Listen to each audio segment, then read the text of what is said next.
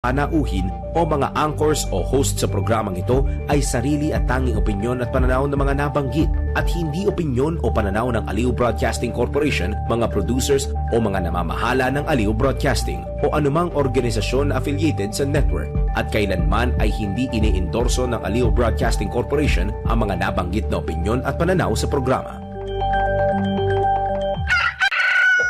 Hoy! Pinoy! Gising na! Ngayon ko lang, boss ko. Oy! Alas 4:07 na! Mga balitang gigising sa'yo sa Pinoy! Gising! Headlines. I'm back alive and in living color. Opo, alive po ako. Nagpahinga lang. Ako'y nagpahinga lang dahil under the weather kahapon. Araw po ngayon ng Huwebes, 25 na po sa buwan ng Setyembre 2025. Dahil nagpahinga ako, gusto ko malaman kung ano mangyayari. Kaya, narito mga headlines. Pinoy! Gising! Bagyong Opong bahagya pang lumakas habang papalapit sa kalupaan. Pinoy! Gising! Tatlong dating opisyal na DPWH at mga mag-asawang Diskaya itinuring na bilang, pakinggan maigi, protected witness ayon sa DOJ. Pinoy! May Gising! pagkakaiba yan sa pagiging state witness ha. Mas mataas na taripa at pagpapalawig ng ban sa rice importation pinag-aaralan na ng DA. Pinoy! Gising! Sa ibayong dagat, paggamit ng mga bata sa video streaming app na TikTok, pinahihigpitan ng Canada.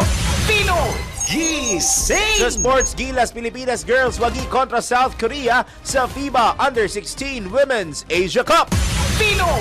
Gising! Agresibong pagmamaneho sa kalsada, bawal itech. Alamin ang kaparusahan sa NBI. Nako, bawal ito. Pinoy! Gising! Totoo nga ba na nakakatulong ang green tea sa pagbabawas ng timbang? Mamaya, let's prove it. Pinoy! Gising! Artificial Intelligence o AI, ginagawa ng tamad ang mga tao ayon sa pag-aaral. Aba, check natin mamaya kung ito ba ay fact or fake. Pinoy! Gising! At sa mundo ng showbiz, Heart Evangelista pinagbantaang huhubaran kapag pumunta sa rally.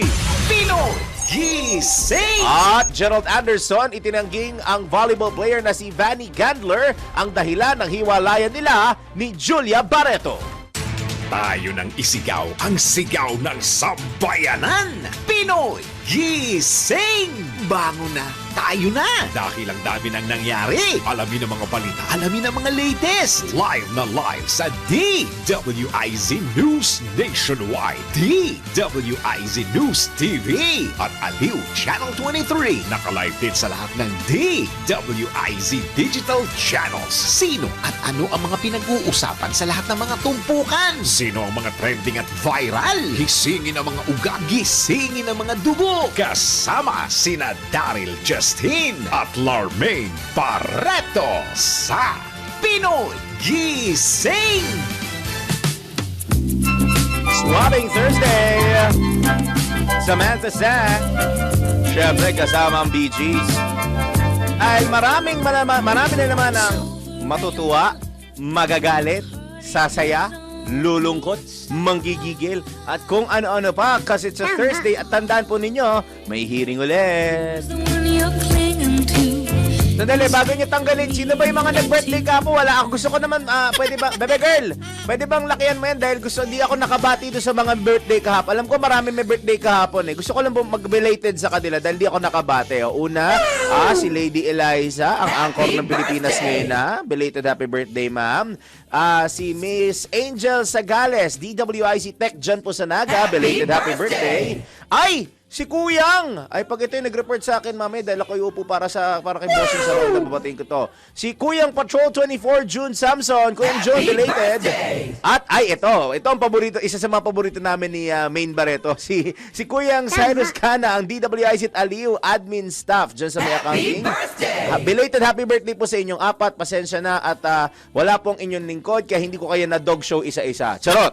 Hindi yan. Anyway, nabati ko na sila. Ayun na, may papasok ko. Ay, di, tapos na pala. Mamaya ka papasok ko ulit yung chorus. Bakit emotion? Dahil marami po at sari-saring emosyon na naman na mararamdaman ng ating mga kababayan, lalo na sa pagbubukas muli ng panibagong sesyon ng hearing ng Senate Blue Ribbon Committee mamayang 9 o'clock in the morning. Ayan, marami na naman tayong dapat abangan. Yung iba nga kahapon, nag-flare up na yung kanilang mga emosyon gaya ng pa ako nag-flare up. O yan na, tinatanong ninyo kung ano sagot sa nangyari sa akin. So, yung nag-flare up yung pa ako. Yun lang yun. Wala na kayo basta sabihin pa. Yeah, anyway, basta, basta yun na yun, pare. 1G! Gumagaw! So, maraming mararamdamang emosyon at marami tayong aantabayan ng mga bumubulusok na emosyon. Gaya ng emosyon ni Congressman Kiko Barzaga kahapon, hindi ko alam kung anong klaseng emosyon ang naramdaman niya at ginawa niya yung video na yun. Napanood niyo ba yung video ni Congressman Barzaga, yung bigla niyang gaysya kay Majority Leader Representative Sandro Marcos? Tas ang tanong, ano daw nangyari sa tito? Tas biglang iginanon ni Representative Janet Garin ang cellphone.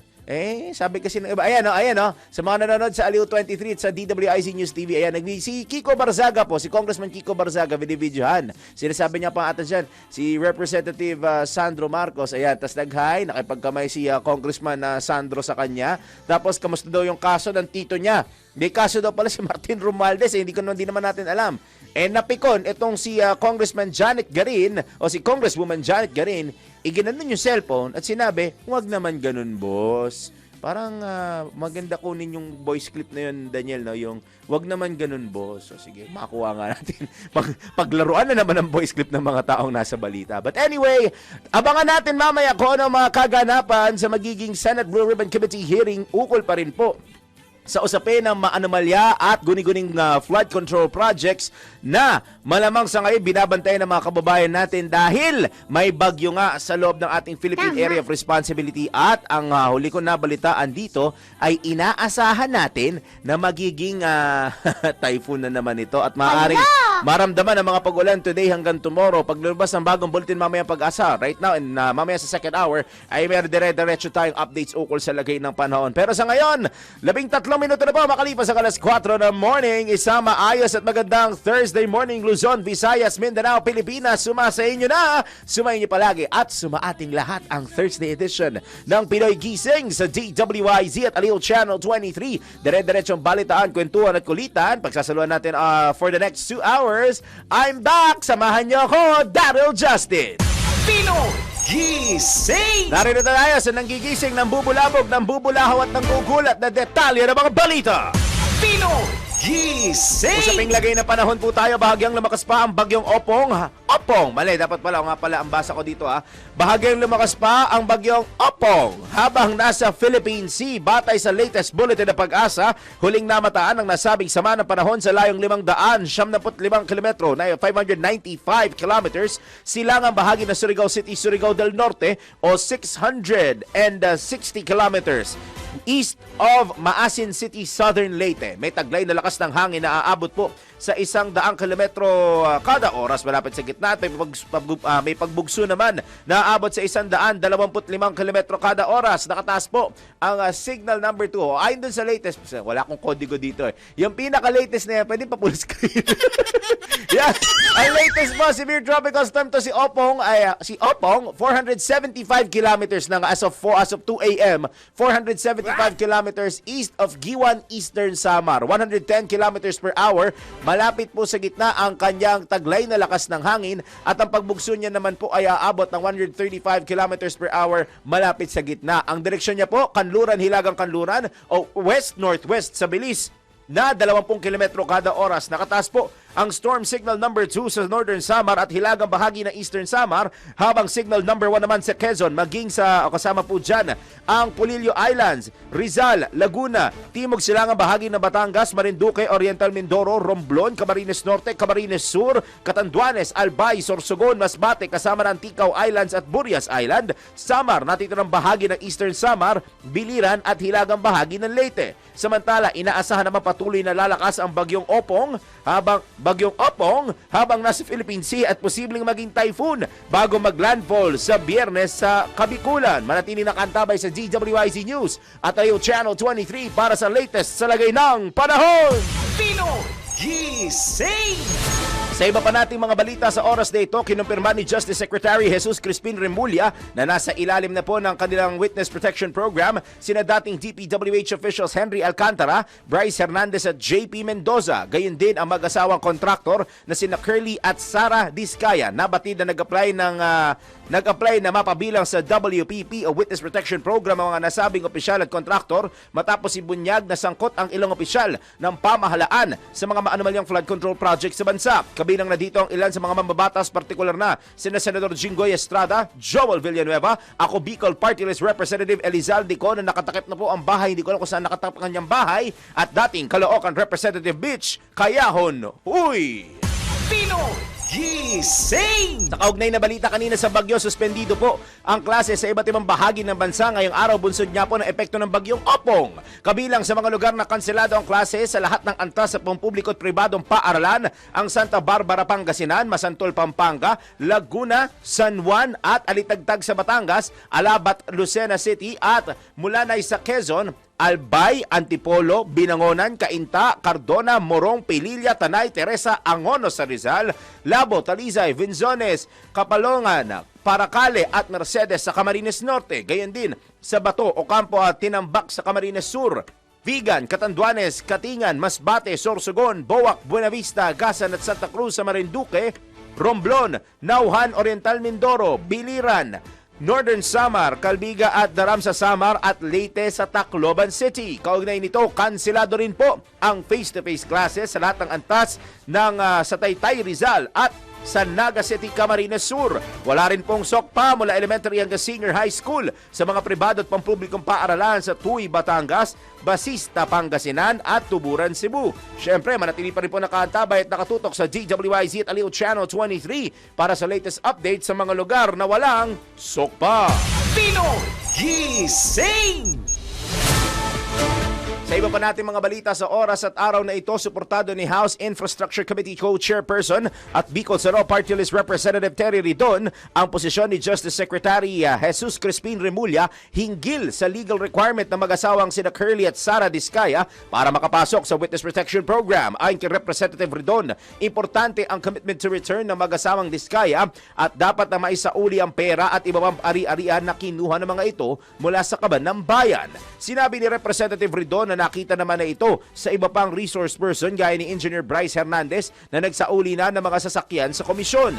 Para kay Representative Ridon, ganito rin dapat ang gawin ng mag-asawang Diskaya para maipakita hindi lamang sa ICI at sa Department of Justice kundi sa buong bansa na may sinseridad ang mga ito na isiwalat ang lahat at ilantad ang mga personalidad na nasa likod ng korupsyon sa flood control. Tinitigan ko po yung posisyon ni Secretary Remulla na even if we talk about yung pong mga legal requirements para po sa Witness Protection Program, I think very important po talaga yung commitment to return. Yung pong ilan po sa mga kaperahan o pag-aari para magpakita po talaga ng good faith na talaga po makikipagtulungan po tayo rito sa buong usapin po na ito. I think naipakita na ho ito nung ilan sa mga tinitignan po nating mga pwedeng maging state witness katulad po ni Engineer Bryce Hernandez, nagsoli ng sasakyan.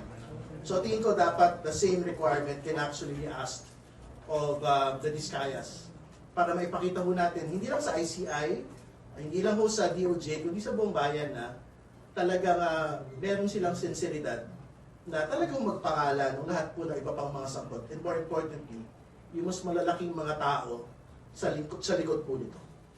Napakinggan po ninyo ang tinig ni House Infracom Co-Chairman at Bicol Saro Party List Representative Terry Ridon.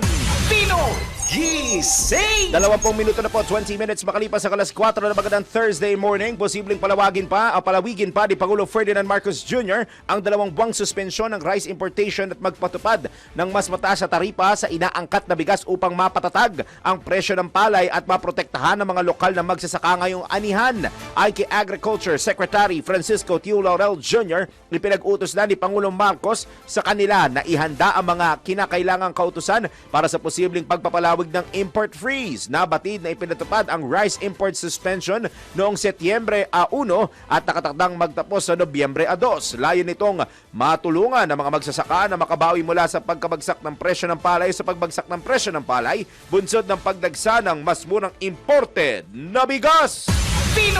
Gising! Sa iba pa natin mga balita, umaaray pa rin ang mga lokal na magsasaka dahil sa mababang farm gate price ng palay sa bansa sa kabila ng ipinatutupad na import ban sa bigas. Ayon sa Samahang Industriya ng Agrikultura, dapat magpatupad na ang pamahalaan ng suporta o ng support price na 5 piso kada kilo at bawiin ang taripa sa mga imported na bigas. Iginit din ng Sinag na walang epekto at palpak ang ipinatupad na import ban dahil hindi nito napataas ang farm gate price ng mga bigas sa bansa dahil nananatili pa ring mababa ang presyo ng produkto. Batay sa samahan, umaabot lamang sa 10 piso hanggang 12 piso ang kada kilo ng bigas, habang sa iba pang lugar sa bansa ay umaabot lamang ito sa 8 piso kada kilo. Bunsod dito, nilapit na ng grupo ang kanilang hinaing sa Department of Agriculture at umaasang tugunan ng pamahalaan ang kanilang hiling.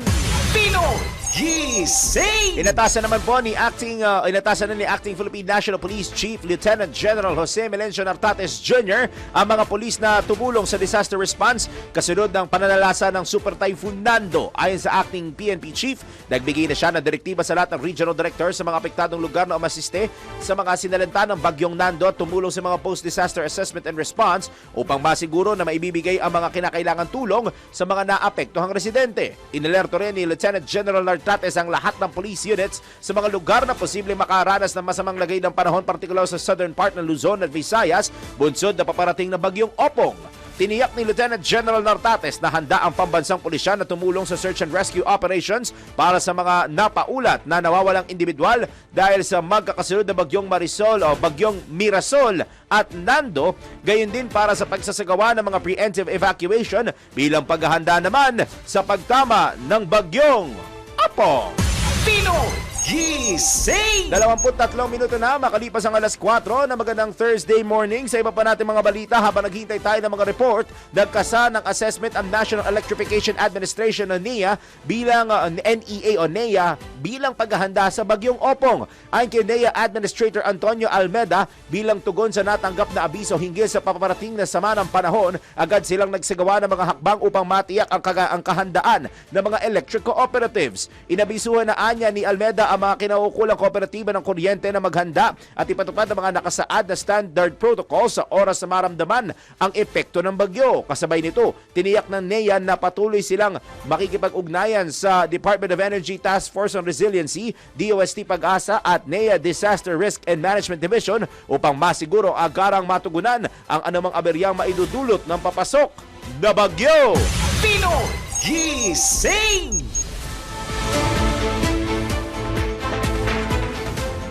Pinoy Gising!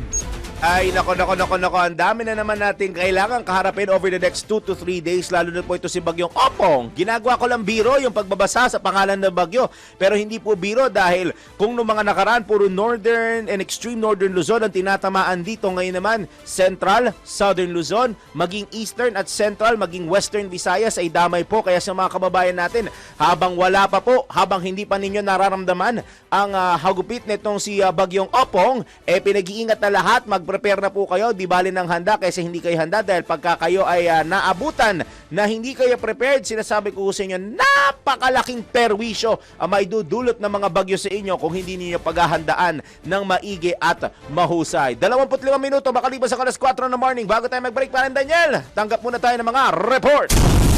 DWIZ Patrol Report. Alokasyon para sa AKAP sa ilalim ng 2026 budget hindi na palulusutin. Kung bakit, alamin sa report ni Patrol 19, Sally Ortega Bueno. Hindi na hahayaan ng Senado na magkaroon ng alokasyon para sa ayuda para sa Kapuosan Kita Program o AKAP sa ilalim ng DSWD para sa susunod na taon. Ito ang pinangako ni Senate Committee on Finance Chairman Senator Sherwin Gatchalian sa pagdinig ng Senado para sa panukalang 2026 budget ng DSWD. Sinabi ni Gatchalian na hindi na niya hayaang mabuhay muli ang AKAP sa BICAM.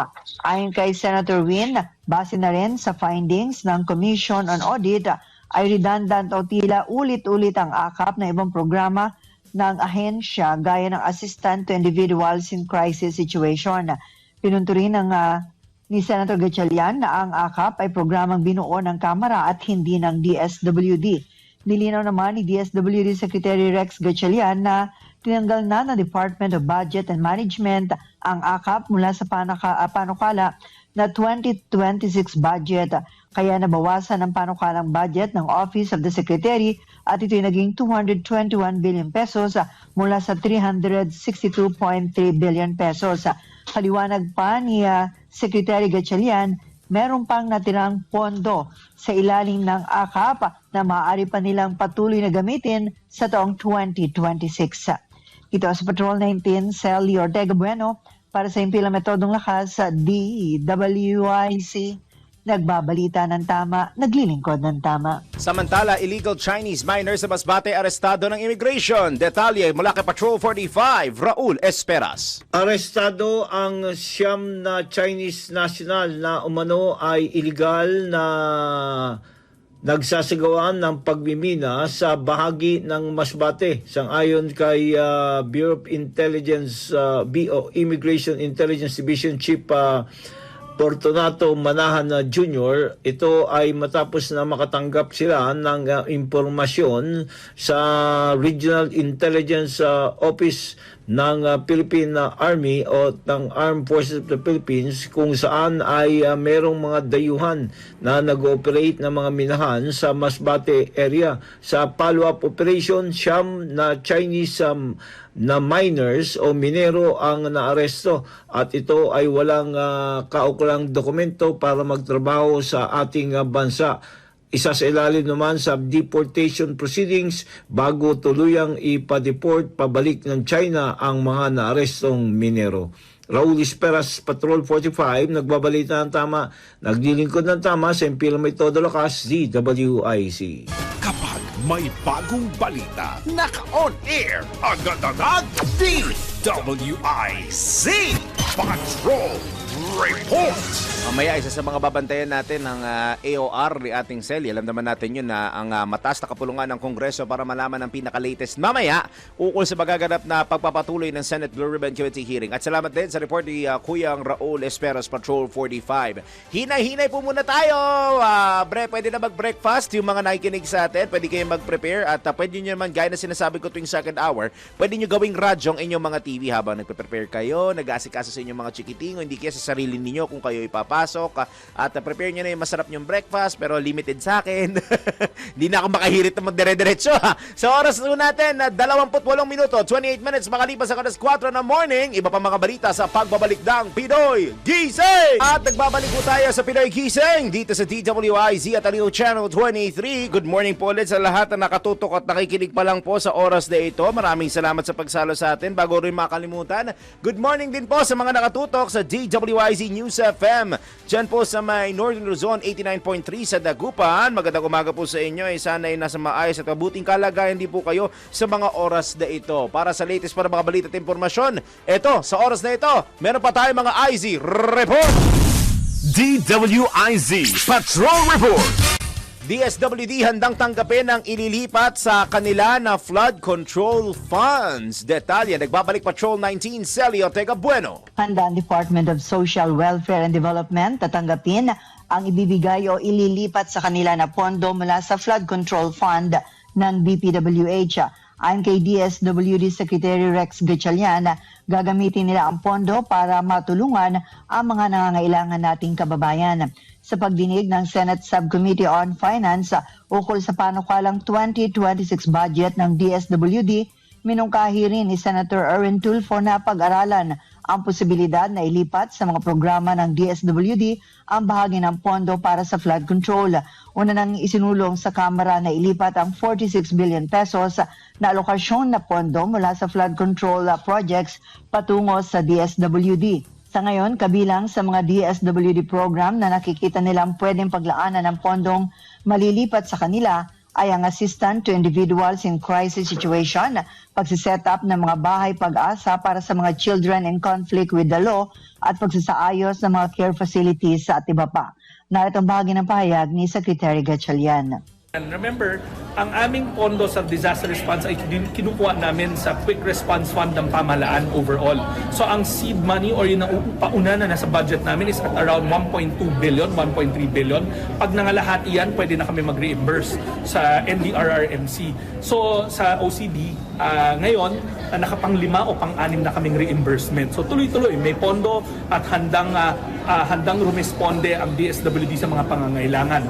Sa katunayan, para sa Nando, naglabas na tayo ng close to 12,000 na mga family food packs at patuloy na magre-responde pa ngayon na tumitila na at nakakapasok na tayo sa mga areas na ng pinsala ni Nando. Handa rin ang DSWD sumagot sa mga pangangailangan ng padating na bagyong Opong. Ito sa Patrol 19, Sally Ortega Bueno para sa Impila Metodong Lakas sa DWIC. Nagbabalita ng tama, naglilingkod ng tama. Samantala, vintage bomb na recover ng PNP Aviation Security Group. Nagbabalik din Patrol 45, Raul Esperas. Nasa pag-iingat na ngayon ng PNP Aviation Security Group ang isang bomba na nakuha sa bakanting lupa sa paligid ng paliparan. Ito'y matapos na mahukay ng backhoe operator sa sinasagawang improvement ng paliparan. Matapos ang pagkakadiscovery rito ay itinawag sa bomb disposal unit ng PNP Aviation Security Group kung kaya't ito ay agad nilang kinuha. Wala naman naging banta sa anumang biyahe o sa domestic o mga international destination at maging ang pasahero ay hindi nalagay sa peligro. Gayunpaman, ang pag-iingat ay ginagawa ng New NAIA Infra Corporation, ang private operator, upang matyak na ang pagbabago o pagsasaayos ng paliparan ay maging lintas sa ating mga manlalakbay. Raul Esperas, Patrol 45, nagbabalita ng tama, naglilingkod ng tama sa Impila Metodo Lakas, DWIC. Kapag may bagong balita, naka-on air, agad-agad, DWIC Patrol Report. Maraming salamat sa ating mga IC Patrol reporters. Ngayon naman, mga pagbabalita mula sa Metro Patrol. Metro Patrol Reports. Price monitoring time! At ang ating ulam tips, nag-ikot ang ating palengke queen at U6 sa may Paho Market sa Caloocan at sa may San Market sa Valenzuela. Alamin natin kung ano ang mga presyo ngayon at ano ang mga ulam. Mama Bet, ano ba pwede kong ulamin na hindi aataking uric? Alam mo na. Mama Bet Samson, good morning! Good morning, Daryl. Be well soon. Hindi pwede magkatakot. Ingat-ingat din sa kinakain at kailangan mo rin ng kompletong pahinga. Yun! Ayan. Yun ang kailangan talaga, yung pahinga. Lalo yung legs mo, i-relax mo sa pagkakaupo. Sayang yung tangkad, no? Matangkad nga ba? Ayun. Anyway, Daryl, dito nga sa dalawang palengke na yan ay ang baboy, yung laman at pigi. 370 hanggang 380 kada kilo. Samantalang ang liempo, 400 to 420. Ang manok, 220. Sa gulay naman, ang kanilang kamatis, 140 kahapon, 160 to. Ang kanilang sibuyas at bawang, bumalik na rin sa 150. Ang patatas, 100. Ang kalamansi, 90 pesos. 90 pesos naman ang kilo ng talong. Ang palaya, 140. Repolyo, 90. Sayote, 50 pesos. Carrots, 240, mataas pa din. Ang bell pepper, mataas pa rin ng 320 pesos kada kilo. Siling verde, 150. Yung pamaksi na yan, yung pamaksi na yan ha. Ang siling labuyo, dahil 400 na lang kada kilo. Ang pechay, 90. Sa isda naman, nananatili pa rin mataas ang bangos from 240 to 80 hanggang 320 kada kilo. Ang tilapia, 170 na, wala nang 150. Ang tamban, 240. Galunggong, ito yung magandang galunggong, 360 pesos kada kilo. Dalagang bukid, 320. 280 naman hanggang 650 pesos ang kilo ng hipon, depende sa lakihan. Ang tahong 150. Maya-mayang laman 400 at yung ulo naman ng maya-maya ay 280 pang sinigang sa miso. Ang ulam tips natin, pwede na tayo magsinabawang tahong sa luya with pritong isda para terno. Sinigang sa ulo ng maya-maya sa miso. Pwede sa iyo yan, Daryl. Daryl's fried chicken, tinulang manok.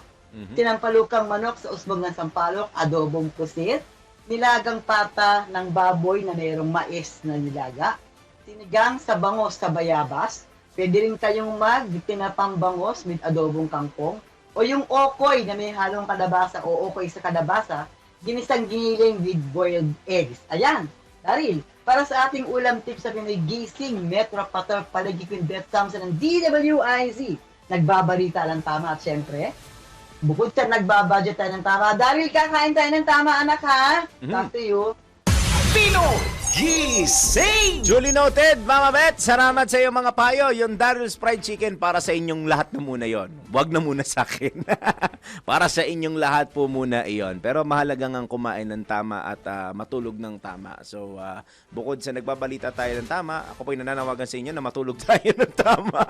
Ang bira, no? Habang tinatawagan natin sila, Kuyang Ronald at iba pang mga Ronda Provincia reporters, balik muna tayo sa iba pang mga balita. Nagpadala na ng tulong ang Philippine Red Cross sa mga residente na naapektuhan ng pananalasa ng Super Typhoon Nando at Habagat. Sa pamamagitan ng isinagawang humanitarian caravan ng PRC, nakapaghatid sila ng pagkain, tubig at iba pang tulong sa mga apektadong residente sa mga lalawigan ng Cagayan, Ilocos Norte at Nueva Vizcaya. Kabilang sa ipinamahagi ang 3 food trucks, mga gamot, kitchen sets at shelter toolkits para sa nasa 1,600 apektadong individual. Kasama rin sa caravan ang isang water tanker at water treatment unit na tutugon sa pangangailangan ng malinis na tubig ng mga residente. Samantala, binigyang diin ni PRC Chairman Richard Gordon na misyon ng ahensya na maging maagap sa pagtugon sa oras ng kalamidad at pinapaalala rin sa publiko na manatiling na mapagbantay at tumawag lamang sa hotline number nila na 143 para sa anumang klaseng emergency. Pinoy Gising! Ibinunyag naman po ni Attorney Raymond Fortun, abogado ni dating Department of Public Works and Highways Assistant District Engineer Bryce Hernandez, na may 6 na senador ang sangkot. 6 na senador po ang sangkot sa maanumalyang flood control projects. Ay kay Attorney Fortun, nakalap nila ang mga dokumentong magpapatunay na dawit ang mga senador na ito mula sa computer ni Hernandez. Dagdag pa ng abogado mula sa 6 na senador, 4 ang incumbent, 4 ang incumbent, kung saan una nang nadawit sina Senator Jinggoy Estrada at Joel Villanueva. So yung dalawa ay nakaupo pa. Yung dalawa ay hindi na. Bukod dito, posible anyang may iba pang pangalang masangkot sa nasabing issue base sa dokumentong hawak ni Hernandez.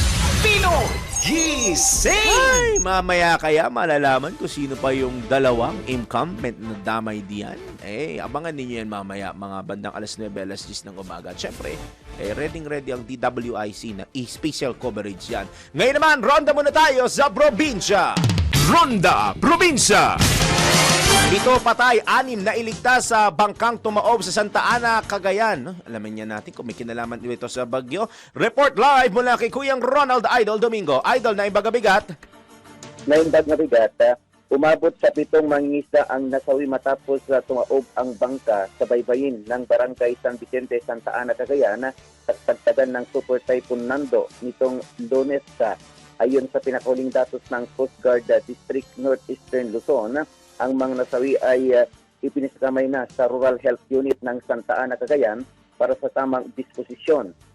Sina Jimmy Pascual ng Kasambalangan, Santa Ana, Cagayan, Mark Dave Pontelyar, residente ng Pitugo, Quezon, Chris Prudente Sanchez Rial, residente ng Quezon Province, Russell Loresto Pitugo, residente sa Quezon Province, Romel Muong Pitugo, residente rin sa Quezon Province, at Randy Roldan, residente rin sa Quezon Province, at George de los Santos, residente din sa Quezon Province. Unang nailigtas naman ang 6 na mangisda na sinabilangan ng mga sumusunod: Jason Garcia ng Quezon Province, Glenn Mansa Lapas ng Quezon Province, Jerry Mar Kiap ng Quezon Province, Eric Almarino ng Quezon Province, Jason Bago Daet, residente ng Daet Camarines Norte, at Ronaldo Roldan ng Pitago, Quezon. Samantala, ang matagumpay na isinagawang search and rescue operation ay pinangunahan ng CGDNAEL, Coast Guard Substation Santa Ana, Philippine Navy, Coast Guard Special Operations Group Divers at Coast Guard Medical Team at ang mga rescuer ng lokal na pamalaan ng Santa Ana, Cagayan. Ito ang Ronda Patrol, Ronald Idol Domingo, nag-uulat, pasimpilang may tudong lakas, DWIZ. Nagbabalita ng tama, naglilingkod ng tama. Wala naman sa norte, babatayan ng Naga. Preemptive evacuation sa Kamsur, abay ipinag-utos na ng local government unit. Alamin natin detalye live mula kay Kuyang Melvin Machado. Kuyang Melvin, marhay na aga, kamusta ang sitwasyon diyan? Ay sa ngayon medyo simula pa kahapon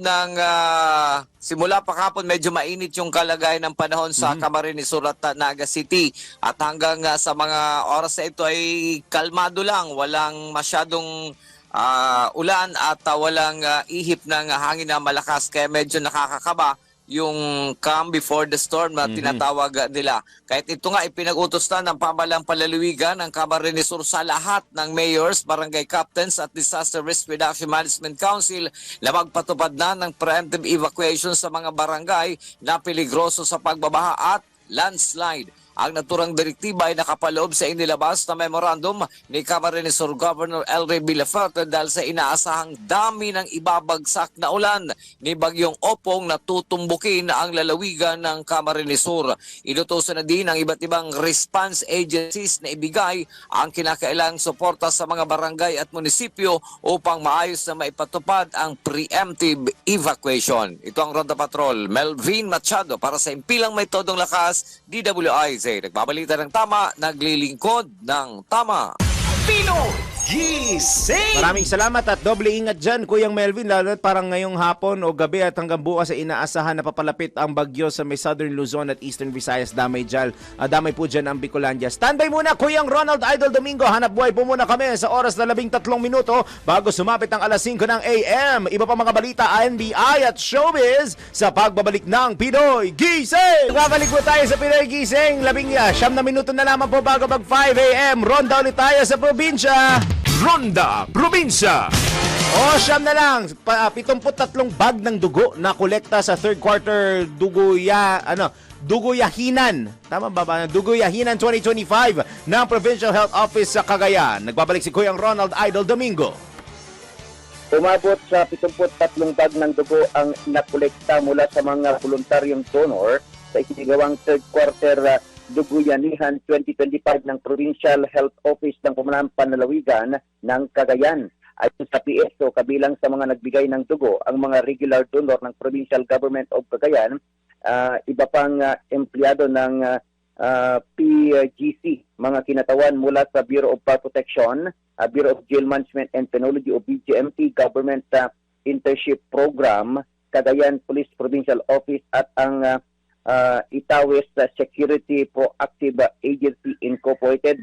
Samantala, 26 katao naman ang hindi nakapag-donate dahil sa iba't ibang dahilan tulad ng mababang hemoglobin, pagkakaroon ng sipon at ubo, mataas na blood pressure, breastfeeding, hindi pa nailipas ang 3 buwan mula sa huling blood donations at pagkakaroon ng tattoo na wala pang 1 taon na. Katuwang ang Provincial Office sa matagumpay na bloodletting activity ang Philippine Red Cross. Layunin ng aktibidad na matiyak ang tuloy-tuloy may ng dugo para sa Cagayan Valley Medical Center. Ito ang Ronda Patrol, Ronald Idol Domingo, nag-uulat pa Impilang May Todong Lakas, DWIZ. Nagbabalita ng tama, naglilingkod ng tama. Sa atin namang NBI, agresibong pagmamaneho sa kalsada, bawal itet siya. Alamin ang parusa sa NBI, nako, bawal ito. Alamin kung bawal o hindi. Dahil kung di mo alam to, kaso ang kakaharapin mo sa NBI. Nako, bawal ito. Agresibong pagmamaneho sa kalsada? Nako, bawal ito! Sa panahon ngayon, dumarami ang mga driver na tila nakakalimot sa disiplina sa manibela at sa halip ay mas pinipiling magmaneho ng padalos-dalos at agresibo. Pero alam mo bang labag sa batas yan? Ayon sa Section 48 ng Republic Act No. 4136 o mas kilala bilang Land Transportation and Traffic Code, may tuturing na reckless driving ang anumang uri ng pagmamaneho na maaaring magdulot ng panganib sa mga tao. Ayon sa batas, ilan sa mga halimbawa ng reckless driving ay una, pagmamaneho ng ng sobrang bilis o overspeeding. Pangalawa, bigla ang pag-overtake sa kabilang linya. Pangatlo, pagmamaneho ng lasyeng o nasa ilalim ng impluensya ng droga. At pang-apat, paglabag sa batas trapiko. Ang sinumang lumabag ay maaring magmulta ng mula 2,000 piso hanggang 10,000 piso. Suspensyon ng driver's license, pagbawi sa lisensya o makasuhan kung may na-injure o namatay sa aksidente. Kaya sa mga motorista, may kalakip na responsibilidad ang pagmamaneho. Huwag puro papogi sa kalsada para hindi ka masabihan ng, nako, bawal ito. Pinoy Gising! At sa atin namang showbiz, Heart Evangelista, pinagbantaang huhubaran kapag pumunta sa rally. Naku, bakit? At Gerald Anderson, itinangging ang volleyball player na si Vanny Gandler ang dahilan ng hiwalayan nila ni Julia Barreto. Ang mga nagbabagang showbiz news mula kay Mima Anton. Mga latest na pinag-uusapan, mga latest na pinagchichismisan. Pinoy Gising! Showbiz Spotted! Good morning, good morning, good morning, good morning, good morning, good morning. Good morning, I miss you. Ay, oo nga, I miss Pahinga. you. Namiss mo rin yung paa ko. Sure, Gout. Namiss mo rin ba yung paa ko? Oh, sure, Gout. Eto, feeling good. Para labo na sagot no? Anyway, sa aking balitang showbiz mga kaibigan, ako, naglabas nga ng kanyang saloobin itong si Heart Evangelista, kaugnay po naman dito sa hindi niya pagdalo dito sa Trillion March, dito noong September 21. Ayon dito kay, marami kasi nagtatanong kay Heart kung bakit wala ito, kung bakit no show ito dito sa ginanap na rally. Oo. At nagpapatunay lang daw ba ito na siya ay kasabuat dito sa nangyayaring tawag ito, anomalya sa flood control project ng DPWH kung saan nadadamay din ang kanyang mister na si Senator Chis Escudero. Ngayon, ayon dito kay Heart, nagkakamali ang mga netizen sa pagsasabi na wala siyang hindi siya parang na hindi siya pumunta, no? Ano tawag dito? Meron daw, napakaalab daw ng kanyang puso para pumunta sa nasabing rally, pero pinagbantaan daw siya, marami daw siyang natanggap na pagbabanta, nauhubaran siya kapag nakita siya doon sa nasabing rally. Ba't naman may paghuhubad? Ano ba yun? Oo. Ayon sa kanya, naandun sa kanya ang takot na baka nga gawin sa kanya, baka nga tutuhanin ang nasabing banta, kung kaya't mas minabuti na lamang niya na hindi na lamang pumunta. Pero gusto niya raw pumunta at sabi niya gano'n, kaisa siya ng mga Pilipino sa habol dito sa mga kurakot ng mga DPWH officials at mga senador. Sinabi pa nitong si Heart na nagdadasal siya na sana ay dumating ang araw na talagang mapunta na sa mga Pilipino ang dapat mapunta sa mga ito. At patuloy daw siyang magdadasal para sa ikawawala na ng korupsyon sa Pilipinas. Yun ang sinasabi niya.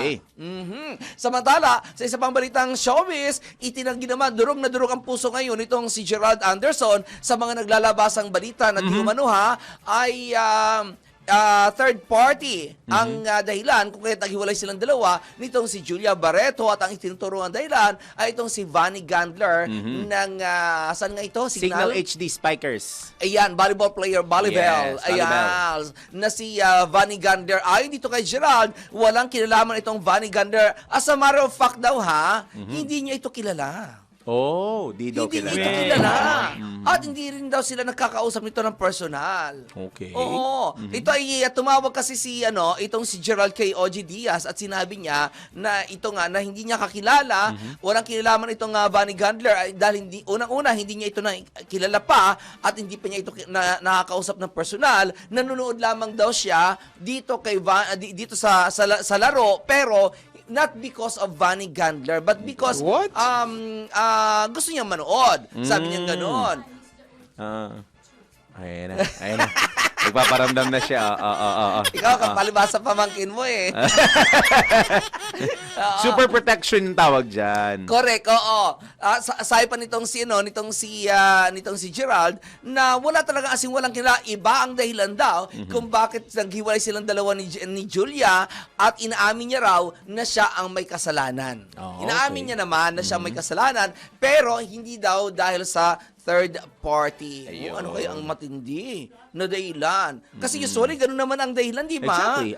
Oo, pagdating sa mga hiwalayan sa showbiz, iyon talagang usually dahilan ang pagkakaroon ng third party. Tsaka di ba, nagbumuno nga tayo ng mga step-by-step guide dyan. Step 1, pag-unfollow. Correct. Step 2, ganit pagka-delete ng mga picture. Yes, oo. Oo. Diba? Unlike lang dito dito sa kaso nito si Carla Abellano na iba ang dahilan. Oh, diba? yes. Oo. Pero mas marami o majority ng hiwalayan sa showbiz ang dahilan ay third party. Yes. Pero let's give Gerald Anderson the benefit of the doubt naman. No? Oo. Kasi baka nga naman hindi. Di ba? Baka naman, kasi itong kay Nina noon saka kay Nyoy Volante. Tama ba ako si Nyoy Volante? Oo, 'di ba? Pera ang dahilan naman. Yeah. 'Di ba? Oo, kaya hindi rin natin pwedeng sabihin din i-assume na talagang third party ang dahilan ng paghiwalay nito si Gerald Anderson at saka ni Julia Barreto. Ayan. Oo, bisa parang ang sinasabi niya, durog na durog ang puso niya sa mga naglalabas sa mga fake news. Ayan. Na talagang sinasabi na dahil kay Vanny Gantler kaya't naghiwalay silang dalawa nitong si Julia. Pero may mga nabalita kasi may mga naglabas ang balita kasi na di umano ay nagpunta na ng magkasama na sa pag-gym ang dalawa. Itong si Gerald at saka si Vanny. Pero ito nga ay hindi kumpirmado. Ayan. Kaya intay-intay lamang ho tayo dahil ang sabi nga ni Madam, anong sabi mo, Madam? Ano sabi mo nga ba doon? Time is the ultimate truth teller. Ayan, may pagbulong pa. Ayan. Time is the ultimate truth teller. Yun ang sinasabi niya. Okay, abangan po natin yan. Anyway, yan na muna aking mga balita ng showbiz at balik na sa inyo dalawa. Maraming salamat, Mimanton. Oo nga Oo nga, no? Sumabit lang yung pagka-pink ko. Pero pwede na rin. Yung iba ngayon, yung iba kasi, di ba, iba-ibang kulay na ng mga decors na nilalagay na sa Christmas tree. Kayo ba nag-decor na ba kayo? Nag-inap nyo na ba ang inyong Christmas tree? Usually, middle of October Hindi sa na family. namin inalis yung Christmas light. Ay, Christmas light, oo. Since last year. talaga? Ako naman. Alam mo si Kuya Germs, nung buhay pa si Kuya Germs, yung kanyang Christmas tree all year round. Oh. All year round. Ako, malaki lang bahay ko, all year round din na sana bahay ang Christmas tree ko. Tiga mo, Ang laki-laki ng Christmas tree ko eh. Ay, gano'ng kataas. Mas mataas pa sa akin. Oo, kaya ang height ko, di ba, mga 5'9 ako eh. Hindi kayo tatanggi yan. Baka tirahin mo yung goat ko eh. Maraming salamat ulit kay Mimanton na 5'9 ang height sa kanyang 5'9 na balitang showbiz. 1 minuto na po makalipas ang alas 5 ng AM. Ingat pa rin, Daniel, ha? Ikalawang oras sa Pinay Gising. Susunod na.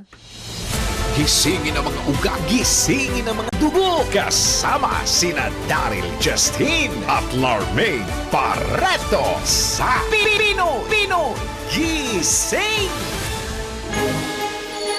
Nagpapalaganap ng tamang balita at tamang paglilingkod sa Metro and Mega Manila at buong bansa. Ito ang News and Information Station ng Aliw Broadcasting Corporation. Ito po ang DWIZ. Nagbabalita ng tama, naglilingkod ng tama. Ngayong Pasko hanggang dumating ang 2026. Proud member of ALC Group of Companies. Isang pagpupugay, pasasalamat at pagsisikap ang pangako na aming bibitiwan sa lahat ng aming natanggap na pagpapala. Pagpupugay sa lahat ng nagbigay ng pagkilala sa Aliw Broadcasting Corporation mula sa Philippine Outstanding Brand of the Year, Philippine Finest Business Awards, and Outstanding Achievement, Asia Pacific Luminaire Awards, Southeast Asian Premier Business and Achiever Award. Sa aming mga natanggap, 4-time Best AM Station Awardee, DWIZ 882, 4-time Best Radio Newscaster Awardee, Dennis Antenor Jr., 3-time Best FM Station Awardee, Home Radio 97.9, 2-time Most Promising TV Station Awardee, Aliw Channel 23, at Best Public Service Radio Host Awardee, Bragi Braganza. Pangakong itutuloy ang pagbibigay ng tamang balita at tamang paglilingkod at isang malaking pasasalamat sa tiwalang naibigay sa amin. Pakaasahan yung gagawin naming malaking inspirasyon ito para ipagpatuloy ang maglingkod sa lahat ng Pilipino. Tayo nang isigaw ang sigaw ng sambayanan. Pinoy Gising! Bangon na! Tayo na! Dahil ang dami nang nangyari. Alamin ang mga balita. Alamin ang mga latest. Live na live sa DWIZ News Nationwide. DWIZ News TV. At Aliw Channel 23. Nakalive din sa lahat ng DWIZ Digital Channels. Sino at ano ang mga pinag-uusapan sa lahat ng mga tumpukan? Sino ang mga trending at viral? Gisingin ang mga uga. Gisingin ang mga dugo. Kasama sina Daryl Justin at Larmaine Barreto sa Pinoy Gising! At nagbabalik na ka, paring may I'm back! Kala mo, ano nangyari sakit sa akin, no? Meron na po tayong 4 na minuto na. 4 minutes makalipas ang alas 5 ng Thursday morning! Yahoy! Yan na. Yehey! Oh. Yadi! Ayan, kompleto na ulit kami on a Thursday. Magandang morning po ulit. Ito po, suma sa inyo na. Suma sa inyo palagi! At sa ating lahat! Tayo na, wala sa frame bigla. May kasi ano eh. Ano? Ang ano eh, di ba Ano? 5'9" ako eh, bigla bigla eh. Parang yung maliit na matangkad. Ikalawang oras na pa ng Pinoy Gising. Dito lang sa DWIZ Aliw Channel 23. Dire-diretso tayo hanggang 6 in the morning. Daryl Justin. Main Barreto! Anton, na walang apelyido. Pinoy Gising! Mga balitang gigising sa'yo sa Pinoy Gising Headlines. Narito muli ang ulo ng mga balita ngayon Thursday morning. Bagyong Opong patuloy na lumalakas habang nasa karagatan. Pinoy Gising! Kaya mo yan. Tatlong dating opisyal ng DPWH at mag-asawang Diskaya isinailalim sa Witness Protection Program. Hindi to witness protection. Hindi. Yan sa, ano lang sila, Ito ay protected witnesses. Oo. Sino gumawa nito? Ayan! Protected witnesses! Mali! Patunayan natin sa back. Hindi. Ay, sorry. Ayon yan sa... Ayan, tatlong dating opisyal ng DPWH at mag-asawang Diskaya isinailalim sa protected As protected witnesses ayon sa DOJ. Pinoy Gising! Wanted yung sumulat. Pagpapatupad ng mas mataas na taripa at pagpapalawig ng rice import ban pinag-aaralan na ng DA. Pinoy Gising! Balita sa ibayong dagat, paggamit ng mga bata sa video streaming app na TikTok, pinahihigpitan ng Canada. Pinoy Gising! Mamaya sa Sports Gilas, Pilipinas Girls wagi kontra South Korea sa FIBA Under-16 Women's Asia Cup. Pinoy Gising! Sa ating Let's Prove It, totoo nga ba na binabato ng baso ang mga writer na hindi... Wag ganon. Brutal yun, violente yun. May narinig siya akong ganun dati. Dati yun, oo. Bata ako, nabato rin ako. Hindi yan. Sorry. Totoo nga ba na nakakatulong ang green tea sa pagpapabawas ng stress dahil sa maling balita? Pwede, pero hindi dahil, bakit? Ano ba dapat? Ikaw, sige. Huwag mo na subukan. Totoo nga ba na nakakatulong ang green tea sa pagbabawas ng timbang? Ayan. Alamin natin sa Let's Prove It. Pinoy Gising! AI o Artificial Intelligence, ginagawa ng tamad ng mga tao ayon sa pag-aaral kaya mali ang sulat. Confirmed ba yan? Ay, hindi pala. AI pala. AI pala yung nagsulat, no? Hindi. Mamaya, AI ginagawang tamad ng mga tao ayon sa pag-aaral. Check natin mamaya kung fact or fake. Pinoy Gising! At sa mga naglalaki ang ulo Sige yan, sige. ng mga balita showbiz! Writer na nagsulat ng maling Nako, medyo malungkot na balita ito mga kaibigan Ay, sa mga malungkot pala. Bareto ha. Oy, sa inyo to. Oo na. Bakit? Oo, dahil itong si Mito, yung panganay na mga Bareto, yung at nakaalita ni Yung Claudine nakapatid niya Bareto. dance style. Yes, oo, na nagkaayos na sila. Ito ay ano lang pala, no? Nagkaayos lang sila, tapos yumao na. Ay. Oo. Sad. Hintay lang. Yan. Sa isa pang malaking balitang showbiz! Di kinagkasundo ni Papa Winner, ha? Si Mika Salamanca natuto na kung paano harapin ang mga basher. Gisingin ang mga ugat, gisingin ang mga dugo. Kasama sina Daryl Justin at Larmaine Barreto sa Pinoy Gising! Bago tayo dumako sa balitaan, magandang morning ulit sa ating 25 billion viewers. Dumadami na naman sila ulit on a Thursday morning. Good morning sa mabilisang good morning. Nag-aantay lang ng announcement. Yeah, may pasok ko po. Oo, may pasok sa Maynila. Wag kayong ano? Ay, wait, Valenzuela ata wala. Valenzuela? Yes. Oo, kasi doon sa nakuha ko kanina. Sa Valenzuela City ay walang pasok. Ayun. Ang nabasa ko lang kanina Mga is probinsya. karamihan probinsya Laguna. at Rizal. Rizal. Kasama Rizal, ha? Naga, Batangas, Pangasinan, Kaya sila Cebu. nanonood. Rizal is part of Metro Manila, no? Hindi. Ay, hindi That's na. Mimaropa.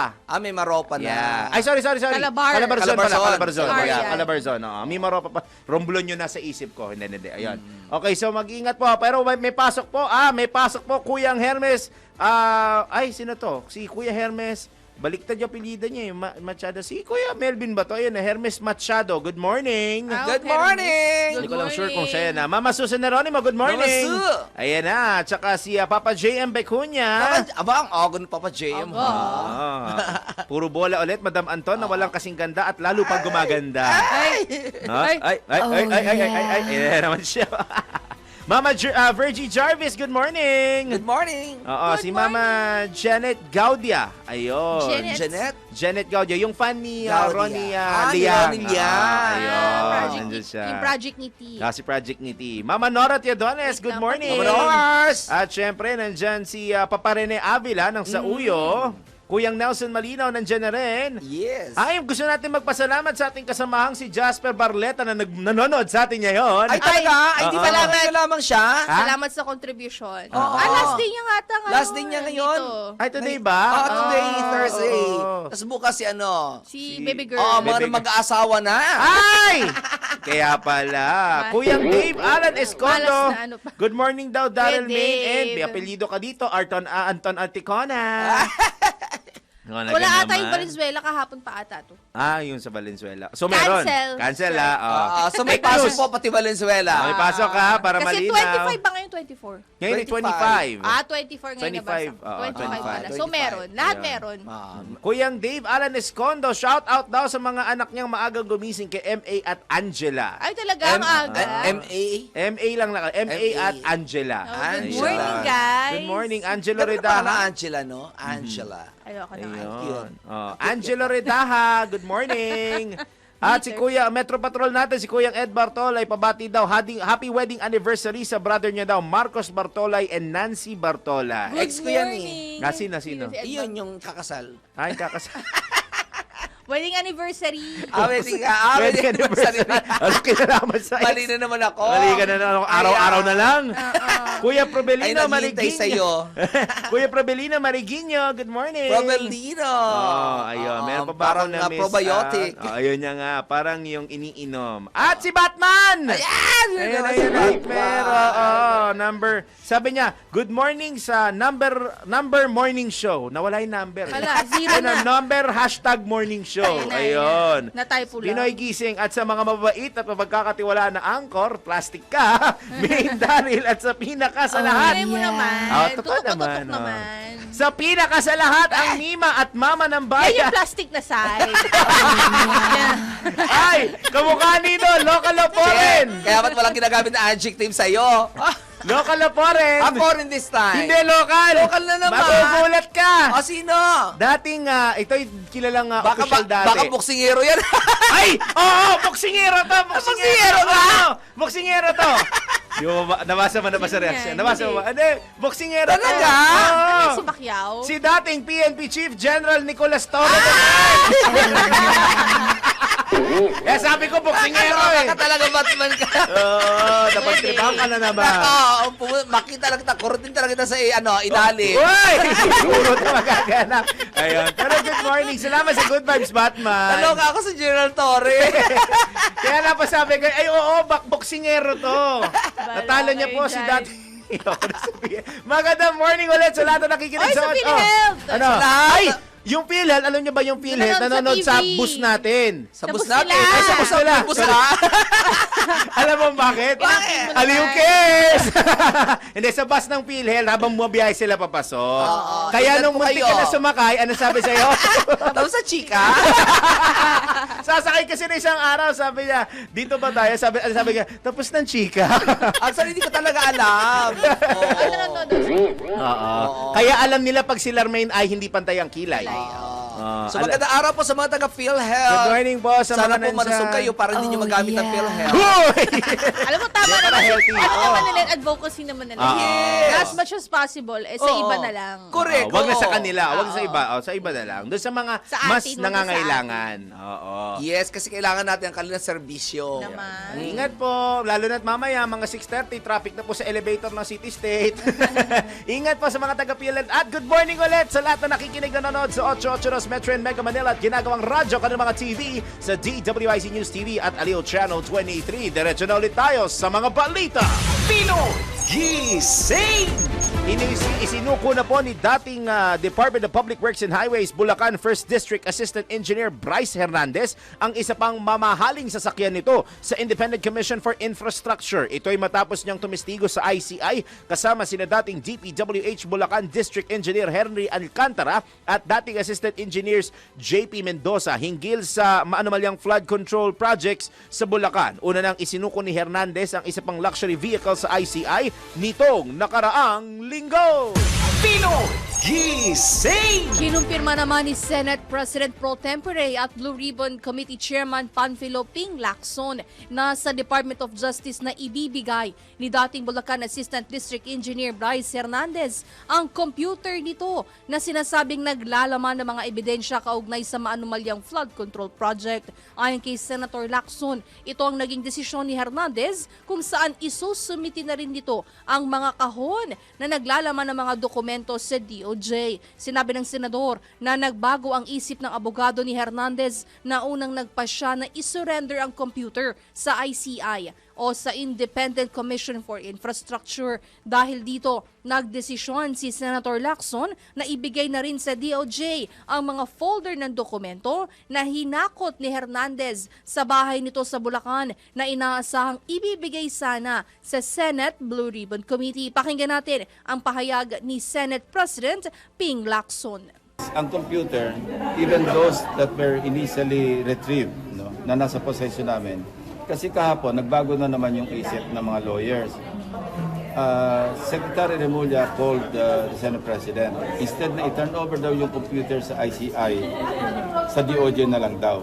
So that's our call because that's his computer. We cannot also tell him, hindi, kailangan sa amin yan. So ang decision ko kahapon, and I had the approval of the Senate President, was, okay, pati yung nakuha natin para lang ma-preserve, ma-consolidate lahat yung ebidensya, hindi kalat-kalat. Ibigay na rin natin sa DOJ. In fact, even the folders, yung contents ng aking privilege speeches, dalawa, pinadala ko na rin sa DOJ. Yan, narinig natin ang paliwanag at tinig ni Senate President Pro Tempore at Blue Ribbon Committee Chairman Panfilo Ping Lacson. Gising! Samantala, susuriin na ng Bureau of Customs sa BOC ang mga isusumiting papeles kaugnay sa mga iniimbestigahang luxury vehicles ng pamilya Diskaya. Ayon kay Customs Commissioner Ariel Nepomuceno, kung mapapatunayang dinoktor ang mga isinumiting papeles, mananagot ang mga importers at consignees ng sasakyan, maging ang mismong mag-asawang Curly at Sara Diskaya. Sa oras din anyang may makitang mali sa mga dokumento, agad mapapasakamay ng gobyerno ang mga mamahaling sasakyan ng nasabing pamilya. ikukumpara ho namin yung dokumento, may proseso rin po yan. Yung dokumento naming hawak, titingnan natin yung may mga VIN number, yung nasa chassis number. Sinisipat po yan. Pero tapos na ho halos kami doon. Ang mangyayari dyan, magkakaroon na kami ng konklusyon at yung mga may mali, magkakaroon ng forfeiture proceedings no yan. Ibig sabihin, eventually mapapasakamay po ng gobyerno na talaga, pag-aari ng gobyerno. Yung ilan doon na mapapatunayan may mga mali ang dokumento at mali ang binayaran. Samantala, kabilang din sa mga mananagot ang 10 empleyado ng BOC na itinuturong persons of interest at posibleng kasabwat sa pagpupuslit ng mga mamahaling sasakyan ng mga diskaya. Yung 8 dun sa 30, may tama po yung yung mga dokumento. Walang import entry at walang certificate of payment. Kaya yun, medyo delikado po yan. May mga mananagot po doon. So ngayon, may mga binigyan na rin po kami ng show cause order na tinatawag. So ibig sabihin show cause order na mga posibleng naging sangkot na tumulong dito sa mga maling ginawa sa pag-import nito ng mga miyembro naman din po ng Bureau of Customs. So titingnan namin yung kanilang sagot at kapag nakita namin talagang sangkot din sila dyan, pananagutin po natin sila. Napakinggan po ninyo ang tinig ni Customs Commissioner Ariel Nepomuceno sa panayam ng DWIZ. Pinoy Gising! Samantala, kinumpirma ni retired Public Works and Highways USEC Roberto Bernardo na handa siyang tumestigo sa panibagong pagdinig ng Senate Blue Ribbon Committee tungkol sa flood control anomalies. Alam ko meron mamaya kasi Thursday.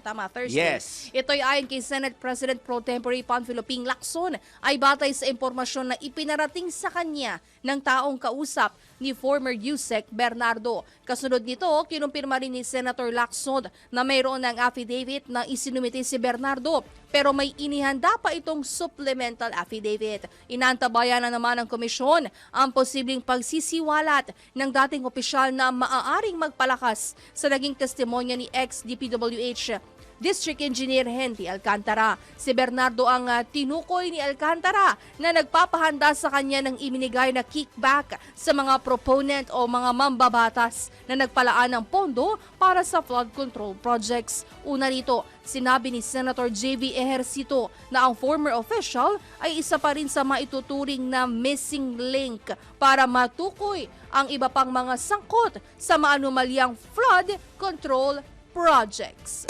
Pinoy Gising! Sa iba namang balita, kaabala si Pangulo Ferdinand Marcos Jr. sa iba't ibang pribadong pulong sa loob ng Malacanang. Ito ang lininaw ni Palace Press Officer at Communications Undersecretary Claire Castro kasunod ng kawalan ng public appearance ng Pangulo sa loob ng 4 na araw. Sinabi ni Yusek Castro na magiging abala pa ang presidente ngayong linggo dahil sa mga nakaschedule nitong aktibidad hanggang sa araw po ng Sabado. Nilinaw din ng palasyo na walang banta sa buhay at seguridad ng Pangulo. Una lang kinumpirma na Malacanang ang mahigpit na monitoring ni Pangulong Marcos Jr. sa mga nangyaring protesta at riot sa Maynila nitong linggo. Gayon din ang sitwasyon sa mga lugar na hinagupit ng Super Typhoon Nando. Pinoy Gising! Pinatatapos. Sinong pinapadaend?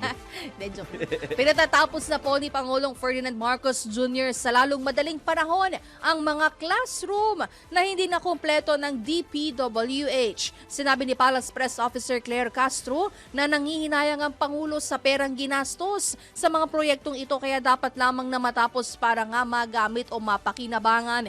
Una nang ibinunyag ni Education Secretary Sani Angara na mahigit 1,000 classrooms mula sa DPWH ang hindi nagagamit dahil hindi pa nga tapos. Samantala, nalungkot naman si Pangulong Marcos sa isiniwalat sa pagdinig ng Senado na substandard ang lahat ng proyekto sa unang distrito ng Bulacan. Ayon kay Yusek Castro, pinondohan ang naturang mga proyekto para sana sa ikagiginhawa ng publiko pero ang guminhawa lang ay ang mga bulsa at ang mga nagpayaman sa anomalya. Pinoy Gising! 22 minuto na 22 minutes makalipas ang alas 5 ng Thursday morning. Ipinagutos po ni Pangulo Ferdinand Marcos Jr. sa mga otoridad na tiyaking may sapat na ebidensya laban sa mga iniimbestigang personalidad at opisyal na sangkot sa maanumalyang flood control projects. Ayon kay Palace Press Officer Yusek Claire Castro, layon nitong matiyak na hindi na makakalusot sa pananagutan ang mga ito. Dagdag pa ni Yusek Castro na matiyak ng presidente na hindi makakatakas sa mga tunay na taksil sa interes ng taong bayan. Nais din anya ng Pangulo na maibalik sa taong bayan ang mga nanakaw na pondo at iginiit na hindi sapat na makasuhan at makulong lamang ang mga sinasabing sangkot sa anomalya. Una nang ipinag-utos ng Anti-Money Laundering Council o AMLAC ang pag-freeze sa ari-arian ni na Ako Bicol Party List Representative Zaldico at iba pa. Gising! Speaking of freeze ng assets, grabe yung mga air assets ni Ay, oo. Kong Zaldi, Di parang ba? presidente, At yung iba hindi ata sa kanya nakapangalan, di ba? Talaga ba? Parang paano nakapangalan paano sa napunta kamag-anak. Ah. Hindi ko alam kung sa Grabe, anak or meron sa siyang ano, bell. Meron Diba? siyang jet. Saan ba yung nakita kong video na nakataklob na yung kanyang bahay ng tarpaulin? Dito ba yun? O Oh, sa parang ano? kahagabi daw ay sa may Valle Verde. Tas Sa ano? 6. Alam mo, lumabas guys sa... Sinabi na yung address no? Ah. Kasi kumalat naman na actually. Actually? Ladybug Street. Oh.